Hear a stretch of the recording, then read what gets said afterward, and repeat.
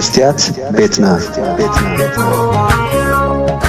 سقاينا طرح زيكونه زي سقورا نقانقاناون ايتملكونيا اب ኤርትራ اب ኩናት ዝጥበሱ ውልዳት የብላን ንሳን ደቃን ኣብታ ፀረ ኤርትራ እናበሉ ዝገልጽዋ ኣሜሪካ እዮም ዝነብሩ ሶፊያ ኣብ ኤርትራ ዘሎ ሃገራዊ ባርነት ክቕጽል ኣለዎ ጥራሕ ዘይኮነ መንእሰያት ንዓሰርተታት ዓመታት ኣብ በረኻታት ጆሆ መሓዝ ፍትሓዊ እዩ ኢላ ኣብ ዓበይቲ መድረኻት ዓለም ወፅያ ትምጉት ሶፊያ ንኤርትራ ከም ሃገር ጥራሕ ዘይኮነ ንህዝባውን ኣይትፈልጦን እያ ብህፃና ኣብ ታንዛንያ ንንጉስ ሃይለ ስላሴ ዕምበባ ዝቐበለት ብኡቢላ ናብ ኣሜሪካ ዝኣተወት ኣብ ውልቃዊ ዋኒና ዝነበረት ንሓንቲ ካብ ቋንቋታት ኤርትራ ብዝግባእ ዘይትመልኽ ክነሳ ሎሚ ግን ንህዝቢ ኤርትራ ኣብ ሓንቲ ሃገር ጥራሕ ዘይኮነ ኣብ ሕቡራት ሃገራት ወካሊቱ ኮይና ተቐሚጣላ እዚ ማዕርግ እዚ ብኸመይ ረኺባቶ እንተኢልና ምስ ኢሳያስ ዘጥረየቶ ውልቃዊ ምሕዝነትን ምስ ህግደፍ ዘርኣየቶ ወለሽለሽን እዩ ሶፊያ ኣብ ኤርትራ ዘሎ መከራ ብዝኾነ መልክዑ ክርድኣ ኣይክእልን እዩ ናይ ህግደፍ ሓዊ እውን ዘንድድ ኣይኮነን ንሳ ኣብ ርሑቕ እያ ዘላ ናብ ኤርትራ ንዙረት እያ ትኸይድ ኣባላት ሃገራዊ ባርነት ኣፍራዛ ሒዞም ጉድጓድ ክኹዕቱ እንከለዉ ንሳ ከዓ ኣብ ጎኖም ኮይና ትሰኣል በዚ ድማ ሃገራውነታ ተረጋግጽ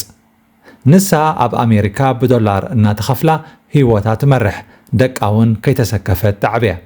ኣብ ኣሜሪካ ንደቂ ሶፊያ ኣብ ጎደናታት ገፊፉ ብዘይድሌቶም ናብ ታዕሊምን ኩናትን ዝእቱ መንግስቲ የለን ንሳ ናይ ቁጠባ ይኹን ናይ ሓርነት ስክፍታ የብላን እዚ ኮይኑ ከብቅዕ ግን ሶፊያ ቅድሚ ሕጂ እቶም ብምድረ በዳን ባሕርን ዝስደዱ ዘለዉ ኤርትራውያን ደቂ ርኹባትን ደቂ ከተማታትን እዮም ኢላ ሓጭጫ ነይራ ወላ ሓደ ሰብ ብፖለቲካ ዝወፅእ የለን ኣብ ላምፔዱሳ ሕጂ ዓብዪ ዳንኬራ ገይሮምሉ መንእሰ ኤርትራ ኣብ ላምፔዱሳ ሞይቱ ከምዚ ኮይኑ ናሽናል ሰርቪስ ጸሊኡ እዩ ናሽናል ሰርቪስ ነዊህዎ ተባሂሉ ላምፔዱሳ ከይዱ ሰብ ኢንቨስቲጌት ተገይሩ ካብቶም ኣብ ላምፔዱሳ ዝጠፍኡ ሰባት መን እዩ ኣገልግሎት ገይሩ መን እዩ ኣብ ናሽናል ሰርቪስ ዝነበረ not even 10 ኣይኮኑን እዮም ትካልእ ብሙሉ ወዲ ሃብታም ወዲ ከተማ ሰብ ዘለዎ ብደገ ብከምኡታት እዮም ጠፊኡ ዘሎ ሶ ሕጂ ተገልቢጦም መንግስቲ ኤርትራ ከምዚ ስለ ዝበለው ቦዩቲ መንእሰይ ዝወፅእ ዘሎ ነቲ መንእሰይ ምሕታት ሶፊያ ኣብዚ ናይ ትማሊ ናይ ጀኔቫ ዘረባኣ እውን ኣብ ኤርትራ ዝኾነ ግህሰ ሰብኣዊ መሰላት የለን እቲ ዝበሃል ሓሶት እዩ ብምባል ንዓለም ክትምጉት ተሰሚዓ ኣብ ዓዲ ኣበይቶ ማይስርዋ ምዕጢር ናኹራን ካልኦት ቤት ማእሰርትታትን ኤርትራ ዝሳቀዩ ዘለዉ ንጹሃን ዜጋታት ብዓይኒ ሶፊያ ዝግብኦም ገበነኛታት እዮም ሱዳናዊ መሐመድ ባቢኬር ማለት እቲ ናይ ሕቡራት ሃገራት ፍሉይ ልኡኽ ኣብ ጉዳያት ሰብኣዊ መሰላት ኤርትራ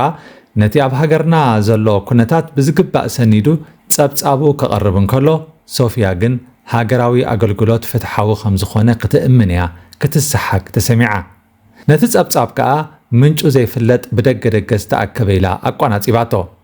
እወ እቲ ጸብጻብ ካብቶም ኣብ ስደት ዘለዉ ኤርትራውያን ዝተረኽበ ሓበሬታ እዩ መሐመድ ባቢኬር እውን ነዚ ብዝግባእ ይገልጾ እዩ እዚ ዝኾነሉ ምኽንያት ከዓ እቲ ኣብ ጉዳይ ሰብኣዊ መሰላት ኤርትራ ክከታተል ብሕቡራት ሃገራት ማንዴት ዝተዋህቦ ኣካል ናብ ኤርትራ ኣትዩ ስርሑ ከይሰርሕ ብህግደፍ ስለ ዝተኸልከለ እዩ ኣብ ኤርትራ ዝኾነ ዓይነት ግፍዒ ዘይፍጸም እንተኾይኑ ስለምንታይ እዩ ህግደፍ ነዚ ውልቀ ሰብ ናብ ኤርትራ ክኣቱ ዝኸልከሎ መቸም ኤርትራዊ ኮይኑ ኣብ ኤርትራ ብዘይ ክስን ፍርድን ሰባት ከም ዝእሰሩ ዘይፈልጥ የለን ወረ ዳርጋ ነፍሲ ወከፍ ዜጋ ቤት ማእሰርቲ ህግደፍ ዘይጠዓመ የለን ኣብኡ እንታይ ከም ዝፍጸም ነፍሲ ወከፍና ኣጸቢቕና ንፈልጥ ኢና ሕሱም መግረፍቲ ምስቃይ ናይ ትሕቲ ምድሪ ማእሰርቲ ሕፅረት ሕክምናን ካልእን ኣብ ልዕሊ እስራት ከም ዝወርድ ጭሩ ከይተረፈት እያ ትፈልጥ ናይ ኤርትራ ነገር ፈጺምካ ክሕባእ ዘይክእል ነገር እዩ ሶፊያ ይውክሎ እየ ትብሎ ህዝቢ ፈጺማ ስለ ዘይትፈልጦ ብዛዕባኡ ክትጣበቕ ኣይትኽእልን እያ ንሳ ነቲ ብሰበይ ሰብካ ኣብ ዘይግባኣ መንበር ዘደየባ ስርዓት እያ ትፈልጥን ተምልኽን ጽባሕ ንግሆ ምስኡ ሓቢራ ከም እትሕተት ከዓ ዘጠራጥር ኣይኮነን መቸም ንሳ ኣብ ዘላትሉ ኣብ ቅድሚያ ንሳን መሳርሕታን ዝፈጸምዎ ገበናት ክዝርዘር ክትሰምዖን ከላ ሕልንኣ ወቒስዋ ከም ዝኾነ ዘማተ ኣይኮነን ዝኾነ ሰብ ወላ እውን እቲ ጨካን ዝበሃል ሰብ ሕማቕ ተግባራት ክፍጽም እንከሎ ብውሽጡ ዝስምዖ ነገር ኣሎ ሶፊያ ሕጂ ብናታ ኣተሓሳስባ ንህዝቢ ኤርትራ እያ ተገልግል ዘላ ስቃዩ ክቕጽል ሃገራዊ ባርነት ከም ዘለዎ ክኸይድ ማእሰርቲ ክሰፍሕ ሰብኣዊ መሰላት ክገሃስ እናተባብዐት ናብ ረኣ ትመርሓላ ካብቲ ዘገርም ነቶም ትማሊ ኣብ ገድሊ ዝነበሩ ዓበይቲ ተጋደልቲ ኣኼባ ፀዊዓ ገድሊ ከመይ ከም ዝነበረ ክትገልጸሎም ምፍታና እዩ ኣብዛ ናይ ሎሚ ኤርትራ ንመውደልደሊ ግርሚ ጥዒሞ ዘሎ ክትቃወም ጥራሕ ኣይትረኸብ እምበር ሃገራዊ ባርነት መሪርካ ንደገ እንተወፂኻ ፎርም ጣዓሳ መሊእካ ኣብ ኤርትራ ሸነን ክትብል ትኽእል ኢኻ ወላ ክትቃወም ፀኒሕካ እውን ንፅምዶ ተቐቢለ እንተኢልካ ዝሓተካ የለን ብበዓል ሶፍያ ትመሓደር ዘላ ሃገር ፍትሓዊት ካብ ትበሃል ሰማይን ምድርን ክላገቡ ይቐልል እቶም ኣብ ጀኔቫ ኣብ ጎና ዝነበሩ ካልኦት ዜጋታት በቲ ዘለዋ ናይ በለፅ ባህርን ኣብ ልዕሊ ህዝባ ዘለዋ ጭካንን እንታይ ተሰሚዕዎም ይኸውን እንድዒ ሶፍያ ትማሊ ኣበይ ነርኪ እንተተባሂላስ እንታይ ኮን መመለሰት እቶም ሎሚ ንሶፍያ ዝድግፉ ዘለው ሰብ ዲያስፖራ ከዓ ትማሊ ልክዕ ከም ሶፍያ ኣብ ሰማንያታት ንገድሊ ኣይንኸይድን ኢሎም ናብ ስደት ዝዋሓዙ እዮም እወ እቶም ሎሚ ስድራ ቤቶም ክበፅሑ ዘይኮነስ መዓልቲ ነፃነት ከብዕሉ ከም ንግደት ሓንሳብ ኣብ ዓመት ናብ ኤርትራ ዝገሹ ትማሊ ኤርትራ ሃገር ንምግባር ኣብ ዝካየድ ዝነበረ ቃልሲ ኣይንሳተፍን ኢሎም ናብ ምዕራባዊ ዓለም ዝፈለሱ እዮም ሎሚ ግን ብዝሒ ዘለዎ ባንዴራ ብምዕዳግን ብምልባስን ሃገራውያን ክኾኑ ይፍትኑ ኣለዉ ኣብ ውሽጢ ዓዲ ዘሎ ህዝብና ነቶም ሙሉእ ነፍሶም ባንዴራ ተኸዲኖም ዝዛወሩ ክሪኦም እንከሎ ሰብ ርሑቕ ዓዲ በለፀኛታት ኢሉ እዩ ዝገልጾም እወ ንሳቶም ንኽስዕስዑ ጎደና ሓርነት ይዳለወሎም እቶም ኣባላት ሃገራዊ ኣገልግሎት ከዓ ከይግፈፉ ካብቲ ጎደና ተኣሊሙ ውዕሉ ስለዚ ኣብ ኤርትራ ክትነብር እንተኮይንካ ከም ናይ በዓል ሶፍያ ባህሪ ክህልወካ ኣለዎ ግን እዚ ገጸ ባህሪ እዚ ኩሉ ዝኽእሎ ኣይኮነን እቶም ዘይከኣልናዮ ምስ ሕልናና ተዓሪቕና ንነብር ኣለና ብሓቂ ከዓ ደቂስና ንሓድር ዝርብሽ ነገር የብልናን ኣብ ጎንቲ ብዘይ ክስን ፍርድን ዝተኣስረ ጭቁን ኣብ ጎኒ ስደተኛታትን ምስቶም ብዱላትን ዶም ባልና ውሽጣዊ ዕግበት ይህበና ፐርሰናሊ ኣብ ፌስቡክ ስእሊ ኸሪአያ ምስ ጃንሆይ ሃይለ ስላሴ ፍላወር እንዳሃብዮ ሶፊያ ሽዑ I think 1969 يا مسلمي بدع من إشتاي كلخيو تجي نزي ناي هاي سلاسة أبتش وان انتاي سمعكي حجيخة نزي زلخيو خناتات مستي حفشاوي أب هاجر كي زلكي خديو زلخي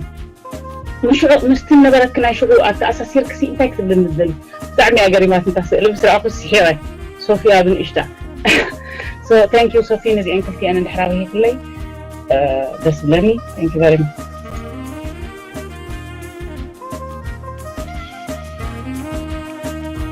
Okay سموني لهم يسمع له وصفين سمعك Okay great of course Elsie has to bring up that picture right but can me بزعبا ناي جانهوي سألي أنتي جوك بزعبا ناي جانهوي كنقرأكم إذا درج مسمته جانهوي كمتي قدم زرعي زنبره كفتا بلاسو وطيو ما يفلطون يوم وط كله دما لمزين مطيا زم كلهم أشهد police and guards مطيوم أفتا ماكينو ما أتيومو يمزخدو بوزو كفتي بلاس وطيوم أيفلطون يوم نيرو جي راح سنساتهم سمعوا قدلي كم زرلو قدلي كمتي بحال راح بوري يمسمعون بر جانوي سقادلو بوتا يلن جيك تدرج مطيوم كم سمعوا وطيوم كفتي بلاس أفتي دهريتنا يغزوهم كيدوم أو كم زي جاكا فيوريتات زلو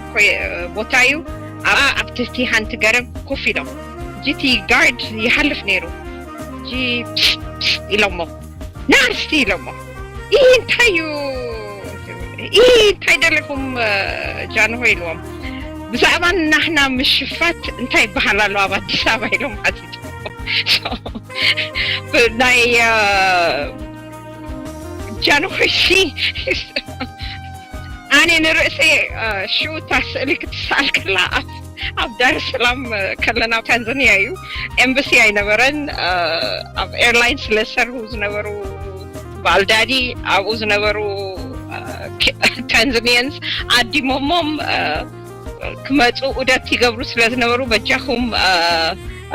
መፂኹም ፊዮሪ ሃቦም ኢሎሞም ኣነ ግን ኣይኮንኩን ነይረ እቲ ፊዮሪ ክህብ ዝግባኣኒ ሰብ ካልእ ቆልዓ ነይራ ክትህብ ዝነበረት ግን ኣይነበረትን ሽኡ ንዓይ ኣምፂኦም ከዲኖም ወሲዶምኒ ኣነ ሽኡ ኖን ንጉስ ኮይኖም ክንሰግድ ዶ ገለ እሱታት ኣይንፈልጥን ኢና ምስ ረኣኽዎም ግን 9 ዓመት ኣነ ንሶም I don't know 90 something 100 ዓመት እዮም ነይሮም or something ግን ቁመቶም ማዕረ እዮም ነይሮም እሱ ጥራሕ እዩ ኣነ ዝከረኒ he was not you know a political statement or anything so رأيهم قريموني نيشتي مهانهم أنا كندزي دما عابي قداي يكونن نقصنا إثيوبيا ينبر نقصنا يكونن كسجد تهونكو وي نايب حكي كبن تهونكو ما مس كور بريزيدنت إساياس أفوركي هشانيمبر تقادا لاين هزبو زبركة زسرها زتك على سي هشانيمبر مس جانوي تسايلي نا it's not a big deal so I just thought it was a funny picture سلازر حكو دما post serious I'm glad that people had fun with it like I did مستيات بيتنا مستيات بيتنا نحكينا مثل إرتران من صغراء استفلالية صحفات تنقص مسلتاتن قال محتساتن حذاء بذكرها سكبر أبنا ترادوات تقرب مدبيا كفوت لساني من يزعطوني هاي سجدن علي عبطاقوت ملاخي كطاوخ يقنا مسلي فتحي